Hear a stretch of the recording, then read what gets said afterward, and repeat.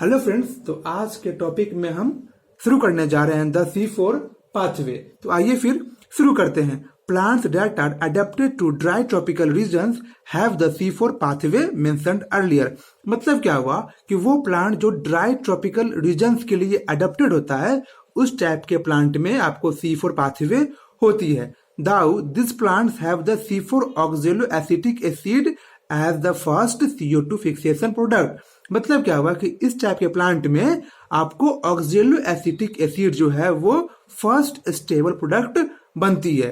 They use the C3 pathway और the Calvin cycle as the main biosynthetic pathway. और C3 pathway जो है वो मेन बायोसिंथेटिक पाथवे के फॉर्म में होती है। ये हम जानते हैं कि C3 पाथवे जो है वो ऑल फोटोसिंथेटिक प्लांट में होती है। ठीक है, then in what way are they different from C3 plants. तो किस वे में C4 प्लांट जो है वो C3 प्लांट से डिफरेंट होती है। ठीक है, C4 plants are special, they have a special type of leaf anatomy, they tolerate high temperatures, they show a response to high light intensities, they lack a process called photorespiration and have greater productivity of biomass। C4 plant में कुछ special बात होती है। वो क्या क्या है? सबसे पहला इसमें क्या है, लीफ एनाटॉमी जो है वो स्पेशल होती है C4 प्लांट की। उसके बाद ये जो C4 प्लांट जो है वो हाई टेम्परेचर को भी टॉलरेट कर लेता है, हाई लाइट इंटेंसिटी में ये रिस्पॉन्स करता है। और सबसे इंपॉर्टेंट बात क्या है कि इसमें आपको फोटो रिस्पिरेशन का प्रोसेस नहीं होता है। ठीक है, ये हम पढ़ेंगे नेक्स्ट टॉपिक में। और C4 प्लांट जो है उसकी ग्रेटर होती है प्रोडक्टिविटी।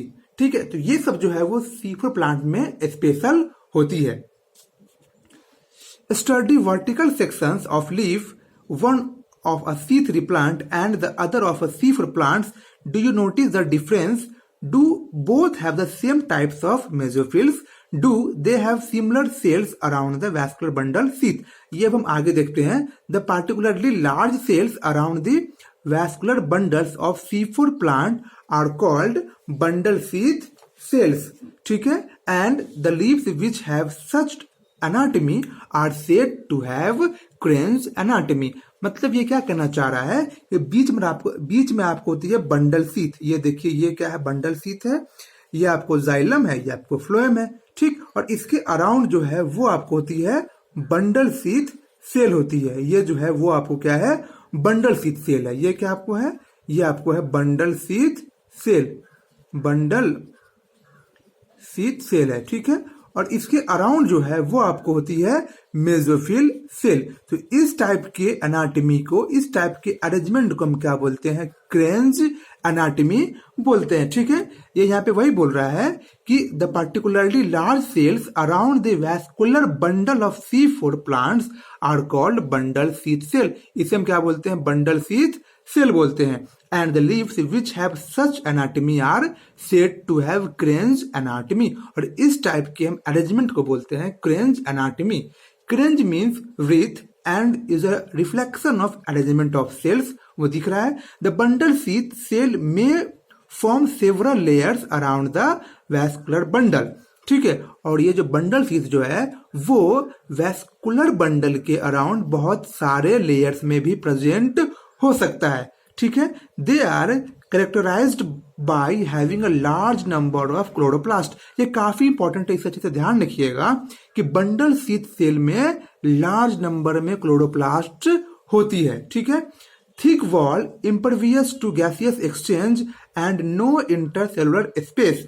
और इस बंडल सीथ सेल का जो वॉल होता है वो थिक होता है और गैसियस एक्सचेंज इससे नहीं होती है। ठीक है, और इसमें इंटरसेलुलर स्पेस भी अब्सेंट होता है। तो ये आपको है बंडल सीथ सेल का कैरेक्टर, जो आप अच्छे से ध्यान रखिएगा। नीट में ये क्वेश्चन आ चुका है।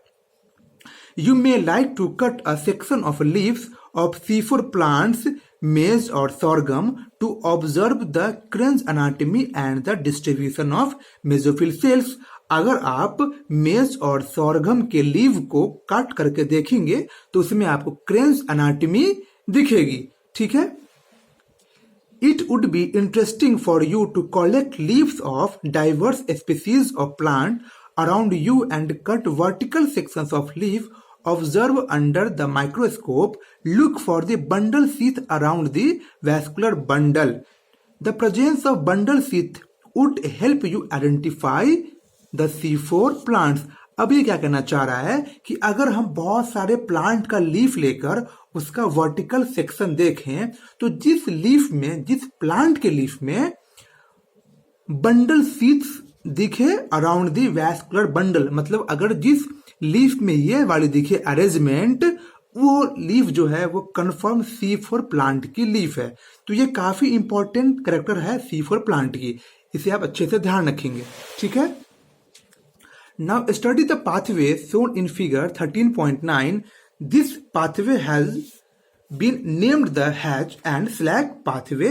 Is again a cyclic process.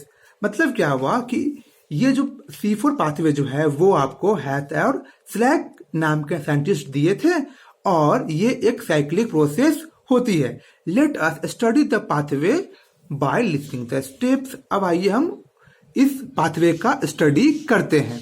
The primary CO2 acceptor is a 3 carbon molecules phosphoenol pyruvate and is present in the mesophyll cells.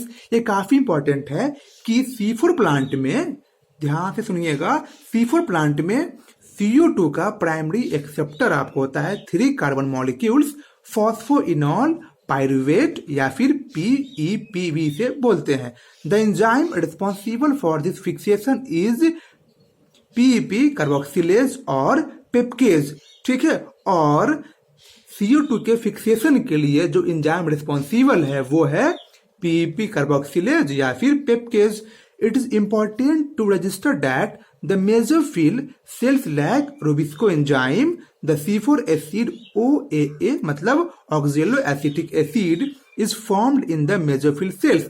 ठीक है। मतलब क्या हुआ कि रोबिस्को एक एंजाइम होती है जो आपको मेसोफिल सेल में अब्सेंट होती है। ये काफी इंपॉर्टेंट है, नीट में आ चुका है, तो इसे आप अच्छे से याद रख लेंगे कि जो आपको रोबिस्को एंजाइम जो है वो आपको मेसोफिल सेल में अब्सेंट होती है। ठीक है। The C4 acid oxaloacetic acid is formed in the mesophyll cell, जबकि जो ऑक्जेलो एसिटिक एसिड जो है वो आपको बनती है मेसोफिल सेल्स में। आप इसे समझिए with the help of diagram. ये आपको है मेसोफिल सेल्स और ये आपको है बंडल शीट सेल। तो जब एटमॉस्फेरिक एयर आया, ठीक है, तो यहाँ पर CO2 बाहर से और हमारे लीफ में क्या है पहले से प्रेजेंट है H2O। तो जो आपको CO2 प्लस H2O मिलेगी तो इससे आपको बन जाएगी H2CO3 और फिर ये आपको होती है अनस्टेबल, तो ये आपको टूट जाएगी H प्लस HCO3 माइनस में। ठीक है। तो ये जो H3CO माइनस है वही ये वाली है। ठीक है। तो HCO3 minus plus phosphoenolpyruvate in the presence of pepcase enzyme, तो आपको बनेगा ऑक्जेलो एसिटिक एसिड जो आपको C4 एसिड भी है। ठीक है। और देखिए ये सारा जो फंक्शन हो रहा है वो आपको मेसोफिल सेल में ही हो रहा है, ये आप अच्छे से ध्यान रख लेंगे। ठीक है। अब देखिए आगे, it then forms other 4 carbon compounds like malic acid और aspartic acid। मतलब क्या हुआ कि जब ये ऑक्जेलो एसिटिक एसिड बनी है तो इससे आपको 4 carbon compounds like malic acid और एस्पार्टिक एसिड भी बन सकती है मेसोफिल सेल्स में ही। ये ध्यान रखिएगा अच्छे से कि ये जो आपको मैलिक एसिड और एस्पार्टिक एसिड जो बनती है ये भी आपको मेसोफिल सेल्स में ही बनती है। और ये बनती किससे है? ये आपको ऑक्जेलो एसिटिक एसिड से बनती है। ठीक है। तो ये काफी इंपॉर्टेंट था। तो जो आपको अब ऑक्जेलो एसिटिक एसिड है या फिर मैलिक एसिड है या फिर एस्पार्टिक एसिड है, ये तीनों के तीनों आपको अभी प्रेजेंट है मेसोफिल सेल में। ठीक है। Which are transported to the bundle sheath cells. अब क्या होगा, ये जो ऑक्जेलो एसिटिक एसिड है या फिर मैलिक एसिड है या फिर एस्पार्टिक एसिड है, ये सब के सब आपको जाएंगे अब बंडल शीथ सेल्स में। ये ध्यान रखिएगा कोई एक ही जाएगा, अगर ऑक्जेलो एसिटिक एसिड है तो ये जाएगा, और अगर ऑक्जेलो एसिटिक एसिड से कन्वर्ट हुआ है मैलिक एसिड तो फिर मैलिक एसिड जाएगा, और अगर ऑक्जेलो एसिटिक एसिड से बना है एस्पार्टिक एसिड तो आपको फिर एस्पार्टिक एसिड जाएगा। ठीक है, तो अब ये गया आपको बंडल शीथ सेल में। In the bundle sheath cell this C4 acid are broken down to release CO2 and a 3 carbon molecule. अब क्या होगा कि बंडल शीथ सेल में जैसे ही गया ये C4 एसिड तो वहां पर C4 एसिड में से CO2 बाहर निकल गया, और जो बचा है वो है 3 कार्बन मॉलिक्यूल्स। आप इसे यहाँ देख सकते हैं कि जैसे ही C4 एसिड आपको आया बंडल शीथ सेल में, यहाँ पर आपको CO2 जो है वो बाहर निकल गया, और जो बचा है वो उसे बोलते हैं C3 एसिड। और जैसे ही CO2 बाहर निकला है तो इस स्टेप को बोलते हैं डीकार्बोक्सिलेशन, मतलब CO2 का बाहर निकलना। ठीक है, The 3 carbon molecules is transported back to the mesophyll where it is converted to PEP again, thus completing the cycle। और फिर ये जो C3 एसिड जो है वो फिर से आपको आ जाएगा मेसोफिल सेल में, और जहां पे आपको फिर से PEP का हो जाएगा रीजनरेशन फ्रॉम C3 एसिड, और इस तरह से एक साइकिल आपको कंप्लीट हो जाएगा। ठीक है, The CO2 released in the bundle sheath cell enters the C3 or the Calvin pathway, a pathway common to all plants। और ये जो आपको CO2 बाहर निकला है C4 एसिड से, ये CO2 आपको अब जाएगा केल्विन साइकिल में या फिर C3 साइकिल में। ठीक है, आप अच्छे से ध्यान रखेंगे। The bundle sheath cells are rich in enzyme ribulose bi bisphosphate carboxylase oxygenase, मतलब रूबिस्को, बट लैक पेप्केज। देखिए, हमें जानते हैं कि मेसोफिल सेल्स में आपको पेप्केज होती है और रिबिस्को अब्सेंट होती है। जस्ट उसका उल्टा आपको होता है बंडल शीथ सेल में। बंडल शीथ सेल में आपको रूबिस्को जो है वो प्रेजेंट होती है, जबकि पेप्केज अब्सेंट होती है। तो इसे आप ध्यान रखेंगे। Thus the basic pathway that results in the formation of sugar, the Calvin pathway is common to the C3 and C4 pathway। मतलब क्या हुआ कि C3 और C4 pathway जो होती है वो C3 जो pathway है वो हर प्लांट में कॉमन होती है, चाहे वो C3 प्लांट हो, चाहे वो आपको C4 प्लांट हो, हर प्लांट में आपको C3 pathway कॉमन होती है। Did you note that the Calvin pathway occurs in all the mesophyll cells of C3 plant? ठीक है, in C4 plants it does not take place in the mesophyll cells but does so only in the bundle sheath cell। अब इसे आप अच्छे से ध्यान रख लीजिएगा कि C3 pathway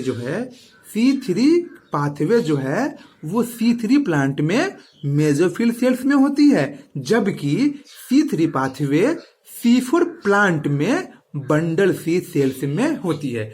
इसे आप अच्छे से ध्यान रख लेंगे कि जो कैल्विन पाथवे है वो C3 प्लांट में मेसोफिल सेल्स में होती है, जबकि कैल्विन पाथवे C4 प्लांट में आपको बंडल शीथ सेल में होती है। तो ये थी आपको C4 पाथवे। ठीक है, थैंक यू।